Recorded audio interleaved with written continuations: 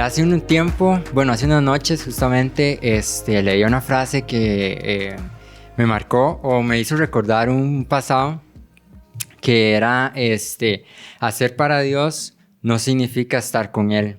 Y justamente, me hizo recordar una temporada en mi vida en donde era líder de un grupo de la iglesia, tenía varios cargos y varias personas liderando,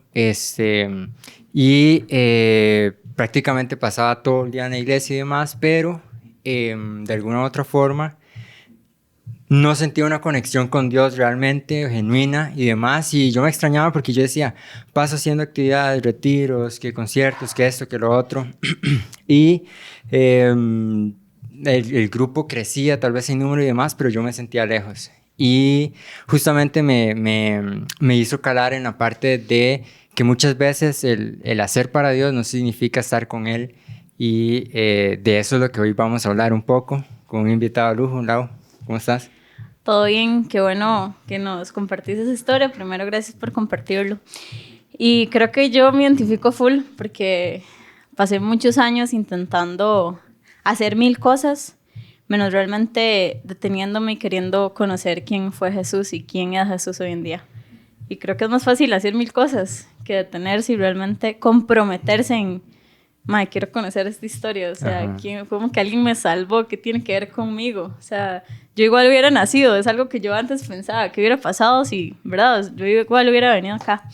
Entonces, hoy nos acompaña un invitado de lujo, en serio, no saben la pulseada que pegamos para que Dave estuviera acá, al menos es una persona que me encanta, de verdad, siempre anhelé traerlo al proyecto porque sé que es un hombre que tiene un montón de cosas que nos puede compartir y que podemos aprender de él.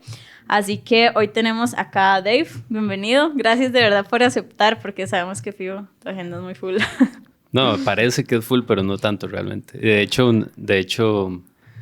entre más pasa el tiempo, digamos, más quiero que mi plato esté menos lleno, realmente. Y esa es una de mis luchas. Cada jueves, ¿no? Entonces más bien estoy demasiado feliz de estar aquí. Me siento honrado de estar con ustedes. Ay, qué chida, Dave, gracias. Sí. Y bueno, parte de lo que nos contaba Kendall es porque Dave ahorita está con un proyecto de un libro que se llama Espiritualidad Emocionalmente Sana, que nos pareció muy chiva traerlo a la mesa porque lo que pasa es lo que decimos, que a veces como cristianos no sabemos toda la teoría o creemos, ya sé el secreto, es comerme Biblia todos los días y leerme y saberme y que me digan, ah, sí, ahí está en tal lado, y, ¿verdad? O no, es sentarme en mi cuarto y cerrarme todas las noches y orar y orar. Entonces, al final sabemos como mucho, pero no sabemos, o hay que tener un balance, o creemos que sabemos y después en la vida cotidiana llegamos y nos cuesta y seguimos reaccionando de forma mal o, ¿verdad? Creemos que nuestro pasado no nos va a afectar, que ya Dios nos redimió, somos personas nuevas, pero hay que darle importancia también a eso. Entonces, claro. Primero queremos saber este libro, por qué es importante para vos y qué has aprendido de él. Y cómo llegó a mi vida, tal vez. Exacto. Un poco. Vamos a ver. Hace como 3 años, al inicio de la pandemia, comencé a hacer una maestría en teología y ministerio en una universidad afuera de Costa Rica, y de los libros que yo leo ahí, lo que yo estudio ahí es académico, básicamente, ¿verdad? Y todo bien, o sea, uno se llena de conocimiento y de cosas y es algo muy, muy bueno. Ha transformado mi vida, digamos, realmente. Pero en una de las clases de liderazgo, el profesor, no sé por qué, empezó a meter información y material sobre este libro que se llama Espiritualidad Emocionalmente Sana, que lo escribió un autor, un neoyorquino italiano que se llama Peter Escasero, que tiene una iglesia allá, bueno, ya no es el pastor, pero es una iglesia llamada New Life Church Fellowship. Y la cosa es que me empezó a resonar demasiado, ¿verdad? Para mi vida espiritual, todo este material que el profe me mandaba.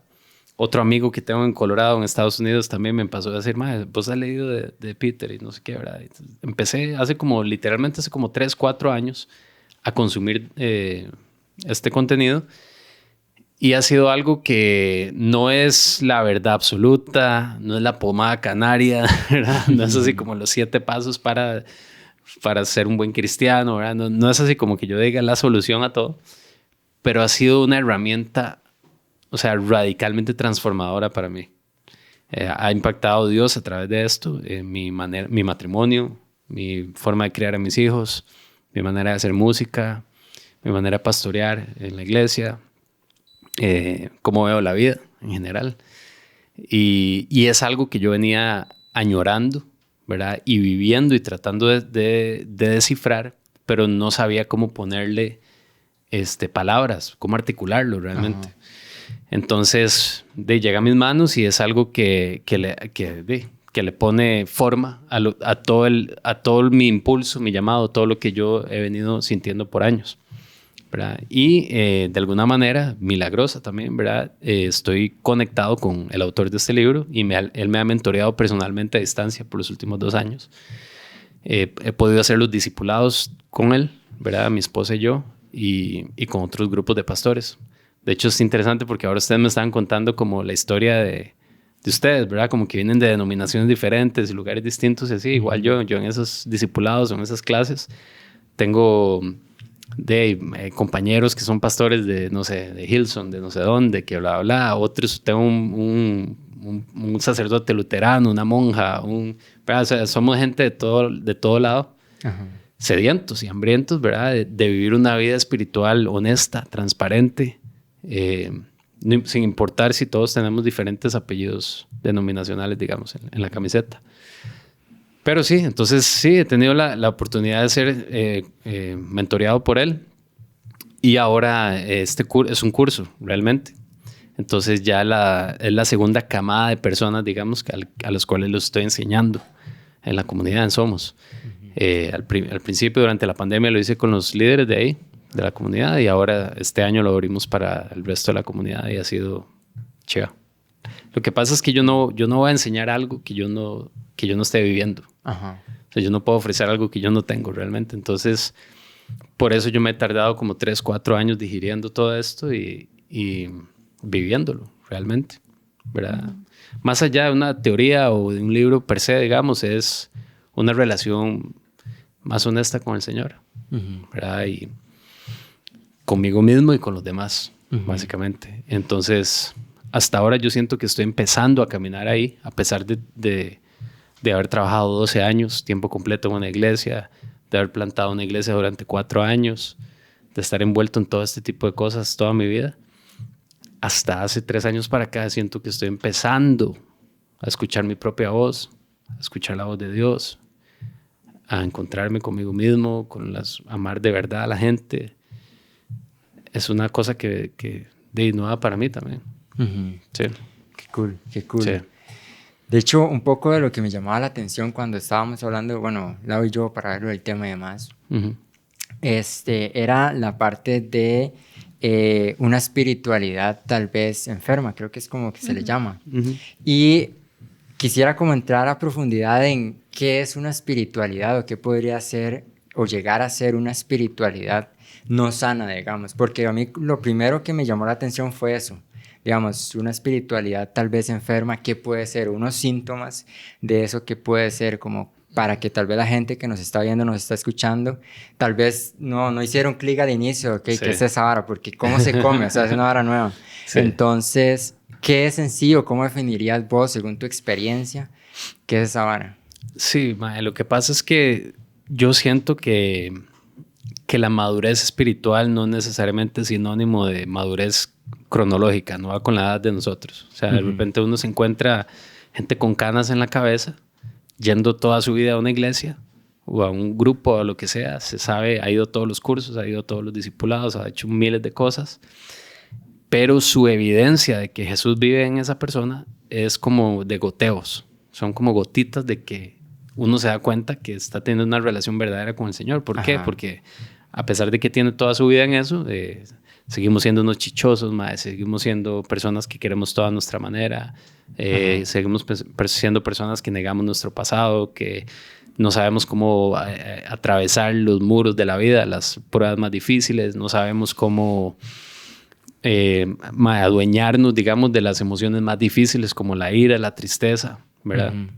Y un montón de chiquitillos, digamos, espirituales, pero siendo rocos, siendo viejos, ¿verdad? Entonces, hay una gran diferencia ahí. Hay como un abismo, digamos, entre la espiritualidad madura, ¿verdad? Y nuestros años de conocer al Señor, ¿verdad? Entonces, y nuestra espiritualidad emocional. Nuestra madurez emocional. Entonces, normalmente a nosotros, por lo menos en mi caso, y no puedo hablar por todos, ¿verdad? Jamás, no puedo generalizar, pero en mi caso, me formaron de una manera muy intelectual, de una manera sobre conocer de Dios, aprender la Biblia, qué es lo que está en la Biblia. Si yo les digo a todos ustedes aquí, levantemos la mano, ¿quién sabe que Dios es bueno? Todos levantamos. ¿Quién sabe que Dios es todopoderoso? ¿Quién sabe que, verdad? Y un montón de versículos y un montón de cosas más. Todo eso está bien. Lo que pasa es que en mi caso estaba acumulado mucho en mi cabeza y yo no había bajado eso a mi corazón.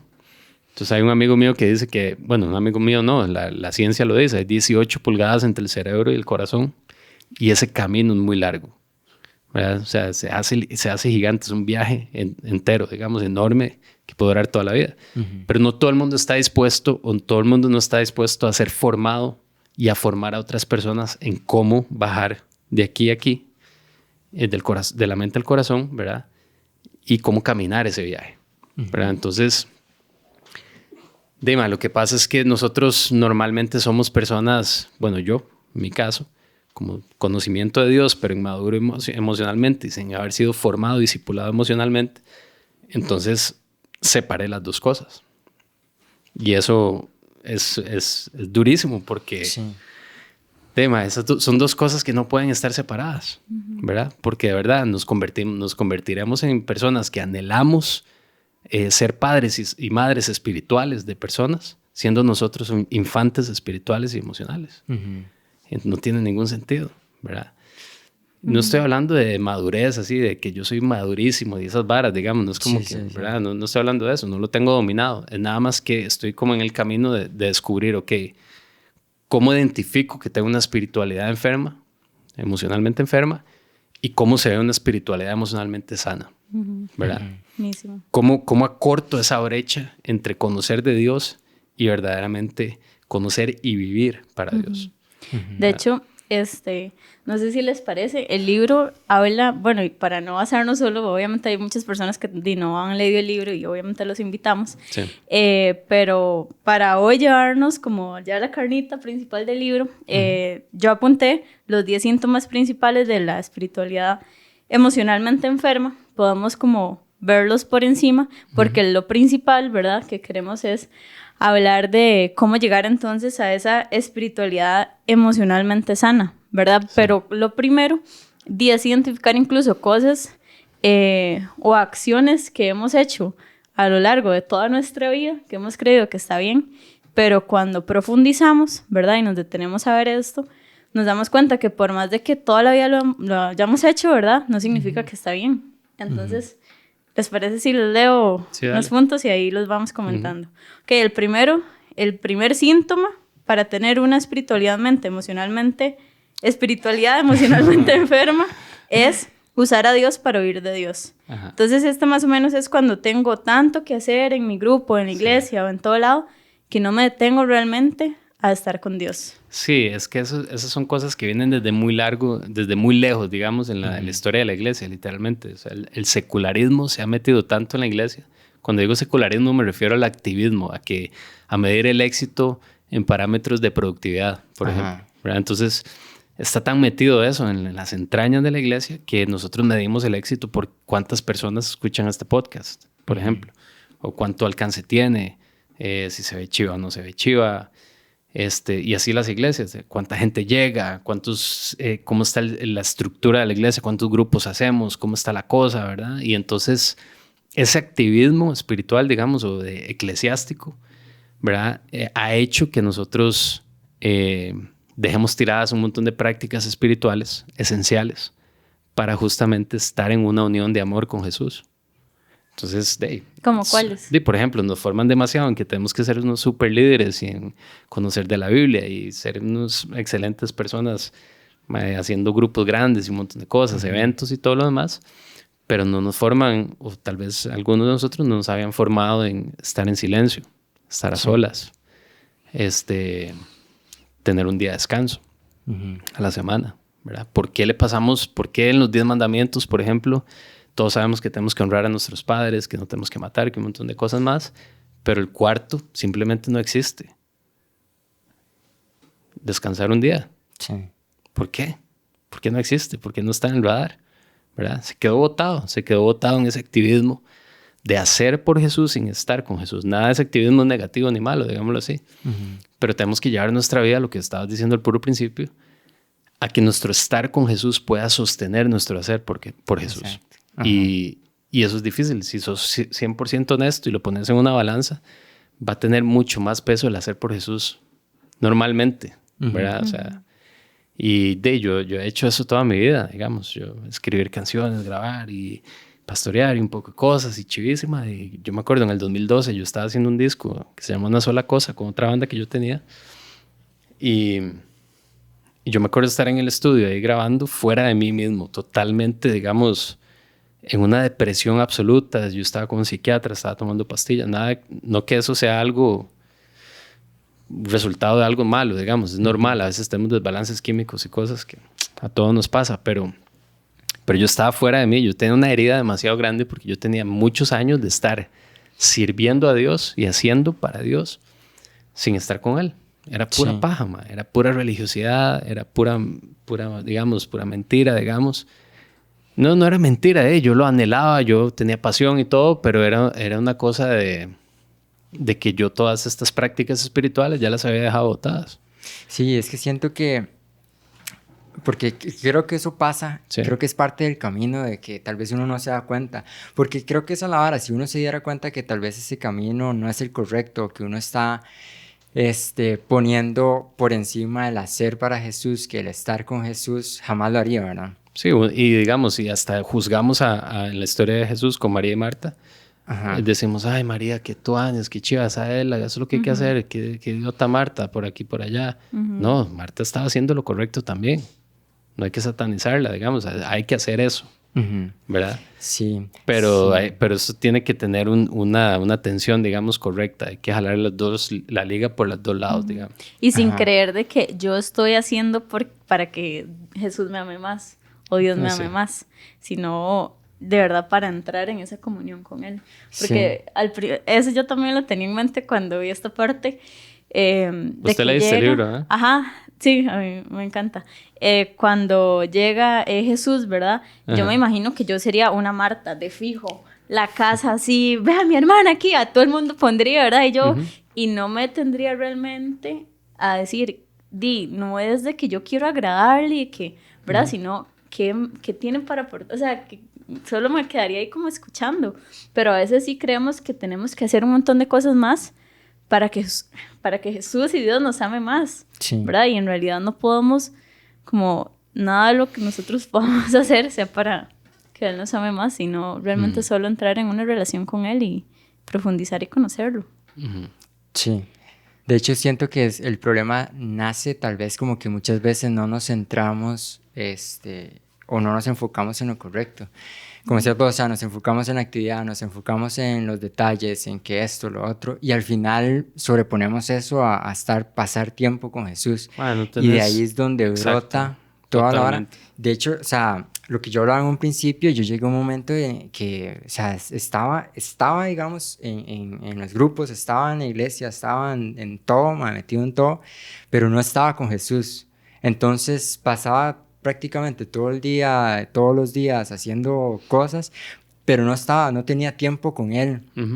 Y eso me llevó a un vacío, a una vara súper oscura, digamos, que al final tuve que literalmente hacer como un detox, o sea, me salí absolutamente de todo para pasar un tiempo con Jesús y ahí descubrir todo lo que estaba haciendo mal. Totalmente, y también hay que, digamos, hay que ver cómo se ve para cada uno de nosotros estar con Jesús, porque, digamos, se escucha muy romántico, muy tuanis, eso de tener intimidad con Jesús y que eso es lo que uno necesita y que no sé qué, esa es la receta que sabemos, pero cómo se ve eso, cómo se come estar con Jesús. Y justamente ahí donde hay que formarnos en eso, porque no es algo de la noche a la mañana, no es algo que uno siente que es demasiado productivo. De hecho, mae, usted pasa 5 minutos de silencio y usted dice, ¿qué estoy haciendo? Digamos, ¿verdad?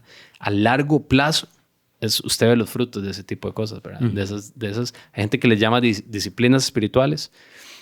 A mí me dicen disciplina y yo quiero tirar la toalla de que me dicen disciplina, entonces mae, yo le digo prácticas espirituales, ¿verdad? Porque, entonces son ese tipo de cosas. ¿Cómo se ve estar con Jesús para cada uno de nosotros?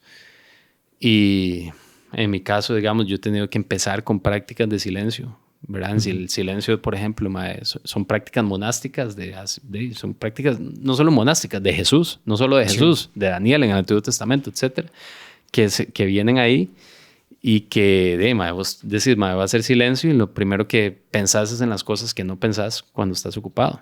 Sí. Porque dejé los frijoles prendidos, porque ando la media con hueco, porque esa prisa le ganó a la liga, así, no sé qué, ¿verdad? Entonces empieza a pensar en esas varas. Sí. Entonces hay que traer la mente, entrenar la mente para traerla a estar presente, digamos.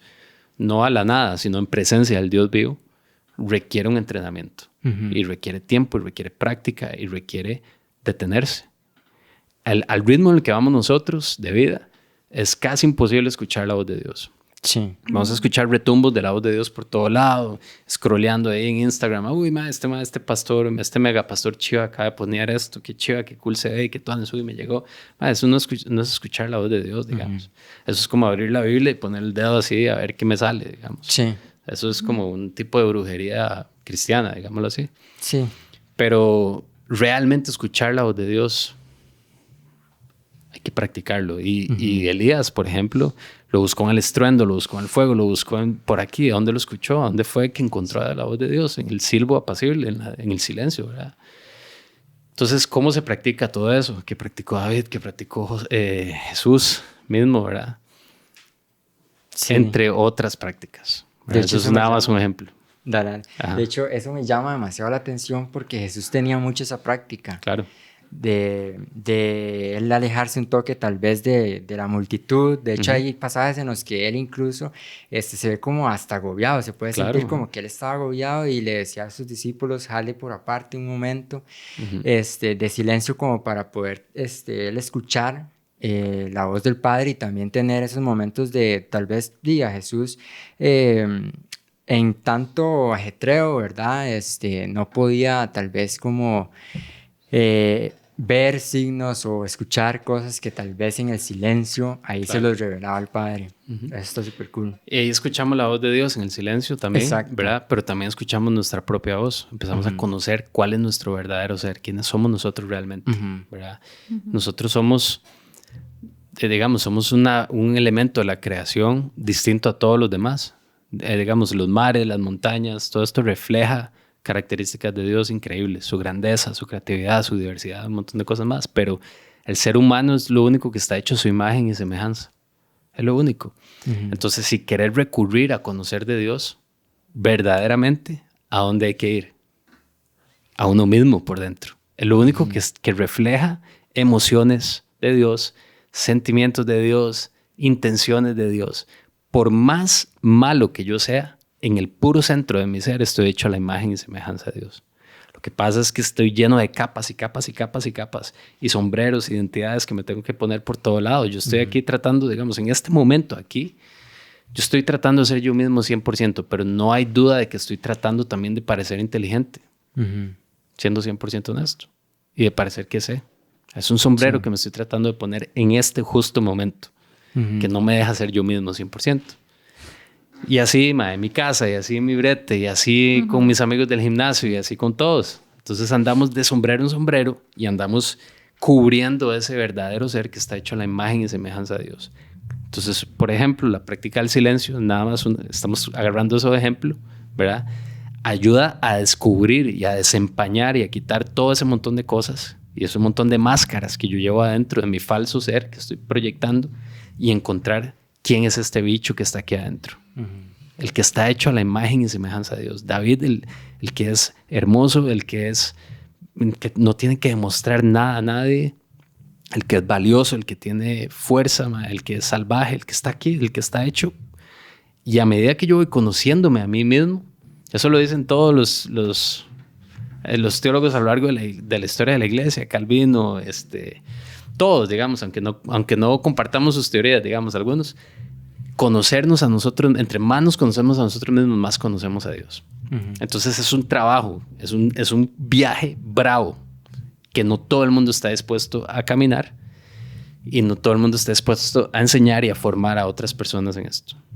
¿Verdad? Todo, yo sé que parece que estamos disparando a lados diferentes, pero todo esto tiene que ver con una espiritualidad emocionalmente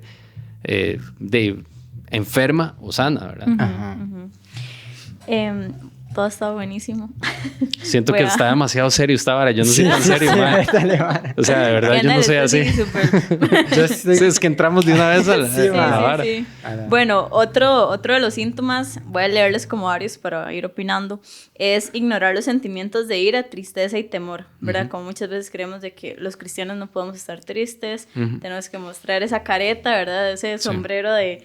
estoy súper agüevada y todo, pero todo está bien porque soy cristiana. Sí, también, tengo que mostrarme con la vida resuelta, sobre todo si tenemos una posición de liderazgo o algo así, como que la gente siente que la persona que está ahí al frente sabe algo más que yo. Es como una idealización. Es como una idealización, y entonces eso nos lo ponemos, ese sombrero de tenemos que tener la vida resuelta, proyectar eso. Y no, es falso, totalmente, ¿verdad? Entonces uno ve historias en la Biblia como la de Job, como David, siendo personas expertos en identificar ese tipo de emociones, tristeza, ira, soledad, todo eso, y manejarlas correctamente, digamos, aceptarlas, adueñarse, mencionarlas, nombrarlas, vivirlas, sentirlas, no pasar la página rápidamente y elevarlas al Señor. ¿Y cómo elevarlas al Señor, verdad? Compartirlas con otras, confesar. Sintiéndolas también. Sintiéndolas. Bueno, el libro de Lamentaciones también está escrito. También había leído que de los 150 salmos, creo que eran como 100 que de verdad expresan un lamento, un sufrimiento. Y Jesús también sufre un montón. Jesús, ve, Job, son 45 capítulos de pura... de una vara pesadísima, digamos, ¿verdad? Entonces, si una parte gigante de la Biblia se trata de eso, ¿por qué queremos solamente la victoria, ¿verdad? Ese triunfalismo, ¿verdad? Que Jesús nunca nos ha prometido, ¿verdad? También está el punto que me llama mucho la atención y es morir a las cosas equivocadas. Y creo que esto es de mucho cuidado porque podemos llegar a pensar que entre más sufrimos, Dios nos va a amar más y... ¿verdad? Porque en algún momento creo que la iglesia creyó esto y claro, fue muy fuerte y más bien había demasiado sufrimiento, la gente se pegaba a latigazos y era terrible. Sí, ese punto es importantísimo porque sentimos que, o sea, no nos permitimos, no nos damos el derecho de disfrutar la vida, ¿verdad? Entonces morimos a cosas que no tenemos que morir, digamos, ¿verdad? Por ejemplo, yo soy una persona que me cuesta trabajo mentalizarme para estar presente y disfrutar algo. Siempre estoy en las nubes o siempre estoy en otras cosas, ¿verdad? Entonces, por ejemplo, si yo estoy viendo un partido de Saprissa que estoy deseando ver, o un partido de LeBron James, que es mi ídolo, ¿verdad? Por siempre, mejor que Michael Jordan, de hecho, para mí, ¿verdad? Pero yo tengo una pila de platos sucios en la cocina. Yo siento que tengo que ir a arreglar los platos inmediatamente porque eso es mi deber. Yo tengo que hacerlo para honrar a mi familia, para que todo esté en orden, para que mi esposa está ocupada, entonces bla, bla, bla, bla, y yo no puedo ver el partido en paz. Entonces estoy muriendo a algo que Dios no me está pidiendo que muera, de que deje ver el partido. De los platos pueden esperar, ¿verdad? Y que al final eso es algo superficial, pero en la vida en general es así. Pasamos muriendo a cosas, ¿verdad? Sí, dale. No, y que al final no disfrutas el partido por estar ahí, creyendo, es un ejemplo X, pero creyendo que es que Dios me está pidiendo eso, ¿verdad? Sobre espiritualizo las cosas, ¿verdad? Cuando Dios ni siquiera se queda como que, ¿por qué estás muriendo a algo que más bien yo quiero que estés tranquilo y que estés gozoso y que estés relajado, ¿verdad? ¿Y qué pensás de los sacrificios que hacemos algunas veces los cristianos? Como por pedirle algo a Dios, tipo voy a dejar de hacer tal si me das tal. Que pasa mucho, todavía. Sí, no, siempre. o sea, todo el tiempo. De hecho, uno siempre tiene esa tentación, ¿verdad? Voy a dejar de, no sé, si dejo de ver pornografía, entonces, me va a ir bien. O de algo tal vez no, o sea, no malo, digamos, como ¿verdad? voy a dejar de tomar cerveza, aunque me gusta y todo bien, o sea, me tomo 1 o 2, o sea, no es como, Sí. pero voy a dejar de hacer esto o de comer tal cosa, que, ¿verdad? Es para como, que me ¿what? des esta otra. Ajá, para Sí, que o eso se da esto. mucho también perdón que te interrumpa, en la teología de la prosperidad, por ejemplo, ¿verdad? Que promete milagros si vos empezás a dar más dinero, si vos, Ajá. ¿verdad? O nos prometen o nos dicen que el sinónimo de estar bendecido por Dios es alguien que cambió de una carcacha de carro, ahora tiene un carrazo, ahora tiene una casa nueva. Entonces, eso es ser bendecido, Ajá. ¿verdad? Volvemos a lo mismo de el mundo metido en la iglesia, los parámetros del mundo sobre los parámetros del reino de Dios que está Ajá. en las bienaventuranzas, que es un reino totalmente al revés, ¿verdad? Entonces, los canjes, digamos, pues, por lo que yo sé, digamos, y lo que he vivido en mi vida, no sirven para nada, es pura paja, digamos, Sí. la verdad. Y lo digo con toda autoridad porque eso es, cuando uno cae en eso, uno le está restando poder a Dios. Uno está creyendo que uno está en control de Dios y que uno tiene un Dios de bolsillo aquí, un amuleto que lo puede poner a servicio de uno, ¿verdad? Sí, estamos manipulando A Dios, ¿verdad? Sí, eso es Inclusive hay mal. prácticas espirituales como el silencio o ayunar o ese tipo de cosas que a uno le dicen, es que mandé, no sé, mi currículum a un trabajo, voy a ayunar mañana para que Dios haga algo. Es como, Sí. suave un toque, que crees que por tu esfuerzo de ayunar, Dios va a decir, ayuno a este entonces le voy a dar ese trabajo. ¿Y qué sería lo correcto entonces ahí? Porque, o sea, tal vez yo estoy esperando, estoy gritándole a Dios, quiero que me des esto, ¿verdad? Y entonces, yo en mi humanidad pienso que esto es lo que me va a hacer, no sé, tener lo que quiero. Sí, digamos, en el caso del ayuno, por ejemplo, o cualquier cosa que nosotros hagamos para obtener un milagro de Dios, no tiene nada que ver con nuestros esfuerzos. Esa es la gracia y la soberanía de Dios al máximo nivel, digamos. Es por puro amor, por puro cariño. Claro, podemos clamar, podemos orar, vemos la Biblia cargada de eso. Oración, uno postrado pidiéndole al Señor ayuda y todo. Hemos estado todos en casos así y el Señor escucha y el Señor se mueve y hace milagros, obviamente. Sí. Pero no es porque Él ve que yo llevo 3 días sin comer que me va a hacer un milagro. Sí. Sí, no es Eso por es el súper esfuerzo. tal y... Hay un dicho buenísimo que es que Jesús vive en nuestro corazón, pero nuestros abuelos viven en nuestros huesos, ¿verdad? Y eso es verdad. Sí. Entonces, cada vez la idea es que Jesús llegue a permear tanto nuestra vida que Él sea quien viva en nuestros huesos también. Hay un proceso en el cual nosotros podemos meternos en una relación profunda con el Señor, en la cual nuestra vida no sea gobernada por los patrones de nuestra familia de origen, ¿verdad?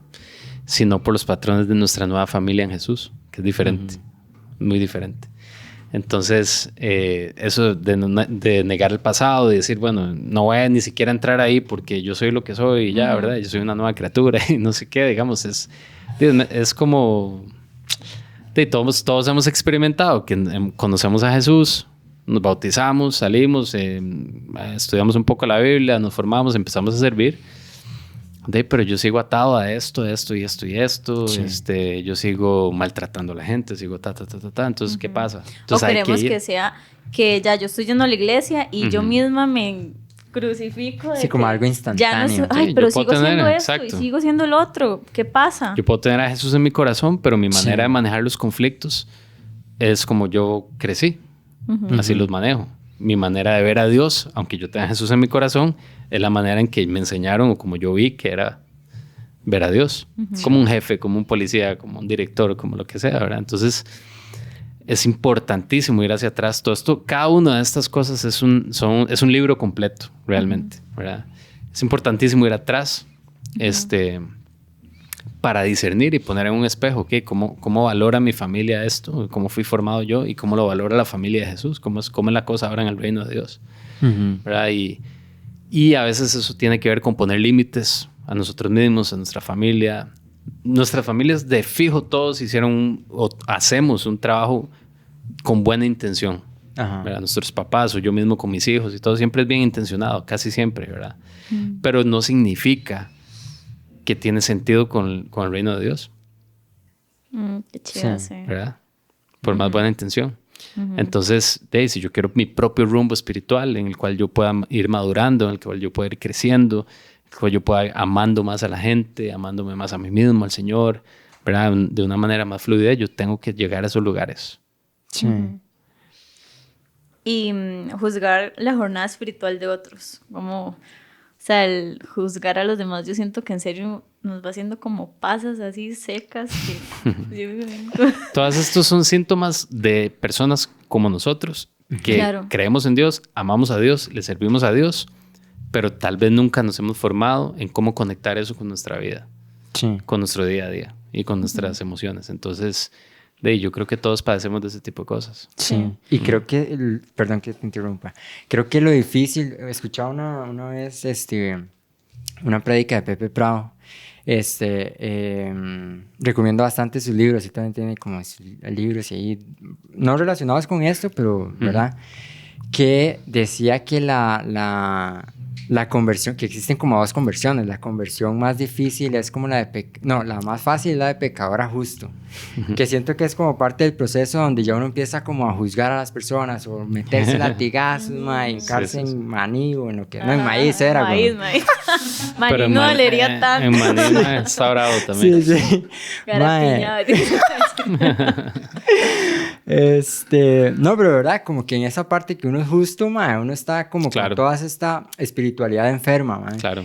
Y cometiendo esos errores y uno no se da cuenta. Y él decía como que la conversión más difícil es la de justo a hijo, que es cuando ya reconocemos que tal vez todas esas prácticas no es que me llevan a una mejor relación con Dios, una mejor relación con los demás, digamos, y nos damos cuenta de todo esto que hemos venido hablando.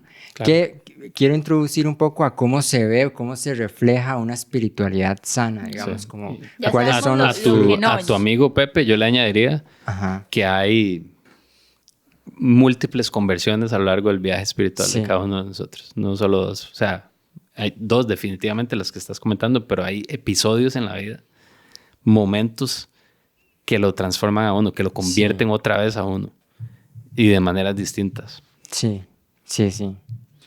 Bueno, ya sabemos exactamente lo que por muchos años hemos hecho que nos mantiene enfermos, incluso podemos estar enfermos porque hemos hecho un montón de esas cosas. Ahora, si yo quiero acercarme a Dios realmente y vivirlo, ¿verdad? No solo conocerlo, sino vivirlo como hija de Dios, renunciando también a todo eso, porque sé que hay que saber que si hacemos todo esto, lo hemos hecho por no sé cuántos años, el principal objetivo es saber que hay esperanza de cambiar todo esto, porque si no, no tendría sentido. Entonces, ¿qué podemos hacer? ¿Verdad? Según el libro y tu experiencia y también qué podemos hacer según las recetas, ¿no? Para tener una espiritualidad emocionalmente sana y cómo va a afectar eso también nuestra vida con Jesús. Sí, el ejemplo perfecto de esto es, bueno, para mí el término que encierra todo esto es autenticidad. Digamos, es buscar ser auténticos, realmente. Entonces, el ejemplo perfecto de esto es David y Saúl, ¿verdad? O sea, bueno, antes de eso, si ustedes ven la figura de un iceberg, de un témpano de hielo, ¿verdad? Lo que está fuera del témpano de hielo es como el 10% de lo que realmente es el chunche, ¿verdad? El 90% está por debajo. Entonces, digamos, sabiendo eso y sabiendo que en lo que Dios está interesado en uno es lo que está por debajo, no lo que está arriba, ¿verdad? Entonces podemos ver la historia de David y Saúl, por ejemplo. Y Saúl era un hombre ungido por Dios, era un rey, era el primer rey de Israel, era experto en armas, experto en guerra, hasta era más guapo que todos, ¿verdad? O sea, era un mae que sobresalía. Él era experto en el 10% del témpano de hielo que se salía. No hay ni un solo versículo en la Biblia que hable sobre Saúl arrepintiéndose verdaderamente.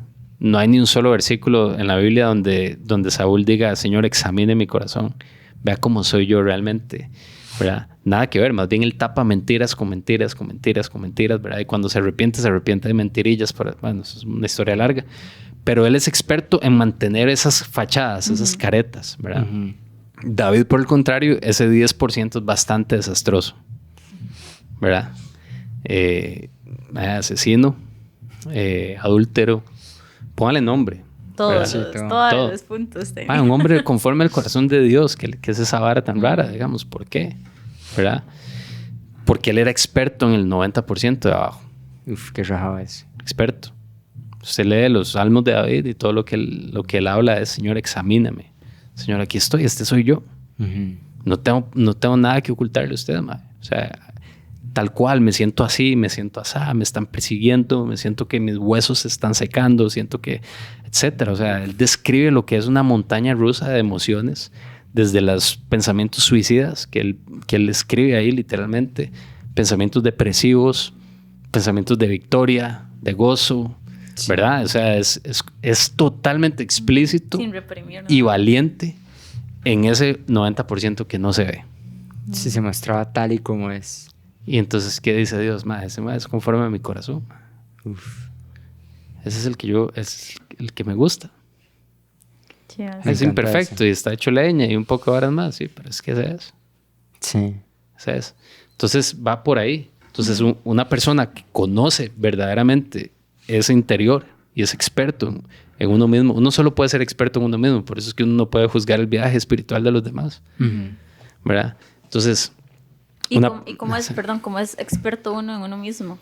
Yo sigo haciéndose las preguntas incómodas. No. Viendo esas cosas Totalmente, ¿no? Y por eso digo el ejemplo de David, ¿verdad? O sea, David es experto en el mismo porque, por ejemplo, un ejemplo de eso es cuando le ponen la armadura. Saúl le pone la armadura para enfrentar a Goliat. Alguien experto en sí mismo sabe muy bien que él no tiene por qué complacer a los demás, por ejemplo. Y sabe muy bien en qué es bueno, ¿verdad? Entonces, él dice, bueno, este man me está poniendo una armadura, no me queda, y enfrente de todos, a él no le importó la opinión de los demás, no le importó la opinión de Saúl. Él quedó pésimo porque no era un guerrero y dijo, no, yo con esto no puedo. ¿En qué soy bueno yo? ¿En qué yo me puedo poner taco a taco con Goliat? Goliat es demasiado profesional en armas, en guerra. Yo soy demasiado profesional tirando piedras. Auténtico. Sí. Si yo me pongo la mejor espada del ejército de Israel y la mejor armadura, estoy en desventaja. Porque son solo buenos chunches, pero yo no soy eso. Se lo quita. Y dice, yo lo que sé es tirar piedras, tirar lajas. Eso es lo mío. Yo soy experto en eso. Y soy igual de experto que Goliat en eso. Voy a ponerme taco a taco con ese man. Uf, me encanta. Auténtico. 100% auténtico. ¿Verdad? Y claro, experto y sobre todo, no solo se queda en su expertise de decir yo soy gato tirando piedras y he matado leones y osos, no. Es que ahí mismo, así literalmente él dice, él confía en el poder de Dios. Es un poder sobrenatural que viene a él para poder lograr hacer eso. ¿Verdad? Entonces es un tema de autenticidad. Es un tema de escarbar y quitar todas esas capas. A veces yo pienso como... No sé si han visto como esos documentales de National Geographic, ¿verdad? O del Planeta Azul, en los que dicen como hay un tigre blanco en Noruega, allá en el bosque no sé dónde, ¿verdad? Y solo lo han visto ciertas personas y solo lo han visto como... Y hay fotos borrosas, ¿verdad? O como videos borrosos de esa imagen de que pasó el tigre, nadie lo ha visto. Así siento yo que es lo que uno conoce de uno mismo. Así siento que es lo que yo conozco de David. Una imagen demasiado borrosa de ese tigre increíble que está ahí adentro. Entonces yo necesito descubrir qué es lo que está ahí adentro para ser completamente auténtico, porque si no es pura hablada. Para ser auténtico, sí, seamos auténticos, seamos vulnerables. El mundo dice, seamos vulnerables, entonces salgamos todos sin maquillaje aquí y ya sin ningún propósito, nada más que mostrarnos como somos. Pero ese trabajo de encontrar ese tigre que está ahí adentro, el tigre Tony, el tigre que hay en ti, ahí está, ¿verdad? Entonces se necesita, como hizo David, decir, esta armadura no me sirve. Y la armadura de mi familia no me sirve en estos casos. La armadura que me han puesto en la iglesia, esto no me sirve. La armadura que yo creo que necesito, esto no me sirve. La que yo he puesto allá, hasta llegar y decir, ¿saben qué? ¿Quién soy yo? Un mae que sabe ir al río y agarrar las piedras. Ese soy yo. Sí, y qué duro, mae, porque digamos, yo me pongo como a pensar, yo en esa situación, el experto era Saúl, mae. Claro. Está aterrorizado. Sí, claro. Entonces uno dice, el experto en esa área en específica era Saúl y a veces, no sé, eso me explotó porque yo digo, sí, yo hubiese confiado en Saúl, de sí, este es el que sabe y me pongo la armadura y voy y hago el papel. Pero, eso está volando. Y no solo eso, perdón, llega Saúl y le dice, si no es con esa armadura, no lo va a lograr, básicamente, ¿verdad? Sí. Si a mí Saúl, siendo el rey y todo lo que él representa, me dice eso, yo le digo, sí, está bien, tranqui, perfecto, está bien, yo no voy. Yo le pongo lo que quiera. Sí, o está bien, si usted dice que yo no puedo, no puedo. Sí. ¿Verdad? Pero es que David no escucha eso. Y yo creo que a veces, cuando nos preguntamos quiénes somos, lo primero que respondemos es en lo que trabajamos. Muchas veces piensa usted, bueno, yo tengo una licenciatura en tal, soy ejecutiva, pero si nos quitamos todos esos sombreros, ¿verdad? Realmente, ¿quién soy? O sea, ¿y cuánto estoy haciendo para sumar realmente a lo eterno? Sí. ¿Y cuánto estoy haciendo para sumar a la ejecutiva, a la trabajadora, a todos los sombreros que al final, ¿de qué me van a servir? Sí. ¿Verdad? Y creo que sí es súper importante conocernos a nosotros mismos y puede que en ese conocimiento también no nos guste lo que vayamos a encontrar, ¿verdad? Las capas que nos vamos a ir encontrando son odiosas muchas veces, pero cuando empezamos a descubrir el verdadero uno, el verdadero ser de uno, empezamos a descubrir a Dios, hechos a su imagen y semejanza. La persona, digamos, el asesino más bravo de la historia, que está en este momento en cadena perpetua, está metido en una celda, ese más está hecho a la imagen y semejanza de Dios también. Adentro de todo eso. Entonces, sí, hay capas espantosas, asquerosas, pero si nos vamos quitando esas capas, ¿verdad? Es todo un tema y podríamos hablar 1000 horas de cómo quitarnos las capas, ¿verdad? Pero se trata de esto. Y bueno, ya para terminar, que ha estado demasiado chiva, ya no quiero terminar. ¿Qué puedes como decirle a esas personas que tal vez identificaron el podcast? Mira, yo he actuado así y tal vez no veía que estaba mal, pero tal vez es esto lo que me impide sentirme auténtica en mi relación con Jesús también y dejar de seguir cosas que la gente me dice que tengo que hacer o que lo hago porque mi familia lo hace y ya, sino ya yo quiero empezar mi relación con Jesús, que fue lo que me pasó a mí, que solo hacía y hacía y no me detenía a decir, yo solo estoy repitiendo cosas, no estoy ni siquiera entendiendo, ¿verdad? Quiero ir a lo profundo y me dolió y también creo que tuve un duelo interno de fui así muchos años y tal vez me perdí de vivir cosas auténticas con Jesús, pero me detuve en ese silencio, pude identificar que verdad Jesús me llamaba con sus brazos abiertos a vivir cosas muy chidas con Él. Y a mí lo que me sirvió también fue caminar en comunidad con personas que me abrazaran, me entendieran y me enseñaran, no sé, la Biblia, que tal vez nunca me había detenido realmente a leerme un capítulo. Solo hacía eso de, vamos a ver qué tiene la Biblia para mí hoy. Y la abría y donde ponía el dedo estaba viendo las mujeres no pueden hablar en público. Sí. Y veía que me beneficiaba y no realmente me detenía a conocerlo. Sí. Entonces, ¿qué también tenés, no sé, para esas personas que se identificaron con algo y dicen, pucha, quiero hoy conectar más y ser auténtica? Sí, es todo un viaje, realmente, pero yo creo que inicia con estar conscientes y con detenerse. O sea, realmente es como estar conscientes que el ritmo de vida que uno lleva lo incapacita a uno de entrar a esos lugares, ¿verdad? De autoconocimiento y de conocer al Señor, ¿verdad? Y muchas veces el ritmo de la vida es en el trabajo, o en la iglesia, o en la familia, o lo que sea, ¿verdad? Ponemos en pedestales de adoración miles de cosas más antes que el Señor. Entonces vivimos nuestra vida basando nuestro éxito en eso, nuestra productividad, etc. Entonces al detenernos completamente, empezamos a escuchar, empezamos a sentir, empezamos a decir, bueno, tal vez es por aquí que el Señor me está llamando, porque empezamos a escuchar más claramente su voz, ¿verdad? Entonces sí, es un distinguir los ritmos de la vida, ¿verdad? De cuando tengo que descansar. O sea, yo sé que suena como, ¿verdad? Como que tiene que ver descansar con esto. Bueno, todo tiene que ver. Descansar, estar en silencio. El multitasking no existe. es un mito, digamos, uno no está haciendo muchas cosas a la vez. Es mentira, aunque uno tenga la compu, el teléfono y todo aquí, uno está haciendo una en el momento. Brinca de pim, pim, Ajá. pim. Uno está brincando, pero no está haciendo todas a la vez. Entonces es un engaño el no pausar antes de cada actividad que uno tenga, ¿verdad? Digamos, yo acostumbro, por ejemplo, yo estoy haciendo una charla y después tengo que ir a, no sé, a recoger a mis carajillos. En ese interín yo me detengo. Entre cada cosa yo me detengo un par de minutos. Todo ese tipo de cosas empiezan a poner los pies a uno en la tierra y decir, ok, tal vez Dios quiere algo diferente conmigo, ¿verdad? Y empiezan a despertar cosas en uno, ¿verdad? Suenan como cosas de, no sé. No, pero son detalles que uno... Sí, es que el ritmo de uno, en resumen, el ritmo de uno es imposible. Es imposible. ¿Querés aportar algo más ya para irnos? No, creo que ese punto está súper tuanis, que es como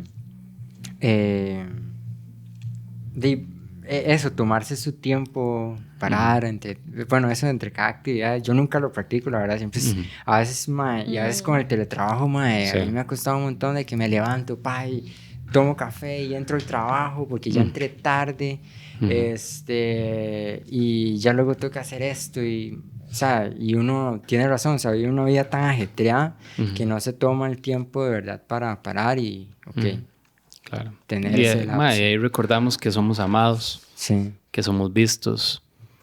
Recordamos lo que necesitamos recordar verdaderamente, que el Señor tiene su mirada sobre nosotros, que no tengo que demostrarle nada a nadie, que lo que yo tengo que ofrecer, es lo que es. Que el Señor se encarga de multiplicar todo lo demás. Es en esa honestidad, esa transparencia, donde empezamos a identificar que se puede caminar de otra manera. Yo le agregaría, para terminar, hacer la tarea. O sea, como detenernos y preguntarnos por qué creo lo que creo, por qué hago lo que hago, sin esperar que a las personas les agrade mi respuesta, o sabiendo que hay personas que incluso nos pueden hasta llegar a juzgar porque nos estamos preguntando esas cosas, pero realmente en el cuestionamiento fue donde yo tuve mi relación más auténtica con Jesús. Entonces es importante detenernos y preguntarnos qué hago y qué también quiero, no sé, agregar a mi vida como práctica espiritual. Y no porque quiero agradar a Dios y véame leyendo y véame cómo subo las manos y, ¿verdad? Vea qué montón de gente traje, sino porque sé que es la verdad y quiero compartirla con el resto del mundo. Sí, perdón, eso que estás diciendo tiene mucho sentido ya para terminar. Porque una de las cosas en las que nos damos cuenta que nuestra espiritualidad está enferma es cuando nosotros dividimos la vida entre lo secular y lo sagrado. Entonces no somos capaces de identificar la presencia de Dios en todo. ¿Verdad? Y creemos que hay que traer a la gente a la iglesia porque allá afuera no está, que hay que rescatarlos de algo, ¿verdad? Porque Dios no los ha alcanzado, Dios no ha estado ahí, ¿verdad? Esos son pensamientos de conquista que nos han metido dioses de que, sí, ¿verdad? Como inclusive nuestra manera de hacer misiones, de evangelizar y esas cosas, como vamos a hacer luz ahí a la oscuridad, y es como, o sea, la presencia de Dios no está ahí ya, ¿verdad? No ha estado trabajando en todas las personas del mundo. A nosotros nos toca, literalmente lo que dice la Biblia, recoger la cosecha. Pero a nosotros no nos toca madurar la cosecha ni bretear la cosecha, los frutos. Nos toca alzar nuestra mirada, ver que los campos están listos y ir a recogerlos. Ser administradores. Ser administradores, exacto. Entonces, todo eso tiene que ver con lo que estás diciendo. O sea, es como quitarme el peso de que la misión de Dios necesita de mí. Sino la misión de Dios me está invitando a su misión a participar con Él, ¿verdad? Y eso es diferente también. Eso son como maneras tal vez más, no relajadas, sino como reales digamos, de ver las cosas. Qué chido. Y bueno, ya cerramos este episodio que a mí me gustó un montón. Como dice siempre Jonathan, pueden compartirlo y darle me gusta. No, y gracias a Dave, de verdad, por su tiempo, su conocimiento. Podemos encontrarlo en sus redes. Bueno, Dave también pertenece a la banda Fuego, que es mi banda favorita. Ahí tuve encuentro también conocí a mi chico ahí. Me encanta un todo ese lugar. Un encuentro religioso, una experiencia religiosa. Sí. No, y es una banda también chidísima. Entonces puedes contarnos en 30 segundos de eso y ya hacemos el cierre. Sí, tenemos una banda que se llama Fuego hace rato. Tocamos en todas partes. Ahora el 6 de octubre, no sé si es mi cumple. ¿Ah, sí? Sí, voy a ir. Ok, vamos a tocar en London Room aquí en San José. Entonces sí, ahorita estamos grabando un disco nuevo. Bueno, estamos terminando de escribir las canciones para grabar algo nuevo. Qué chido. Sí. Y después hacemos un podcast de la música y cómo llega Dios. Claro. Promete. No, y eso fue todo, ma, agradecerte de verdad por el tiempo y por todo.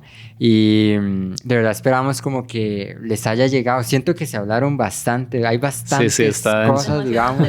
Hay que digerirlo. Ajá. Entonces, ojalá que les haya encantado y nos vemos en un episodio más. Chao.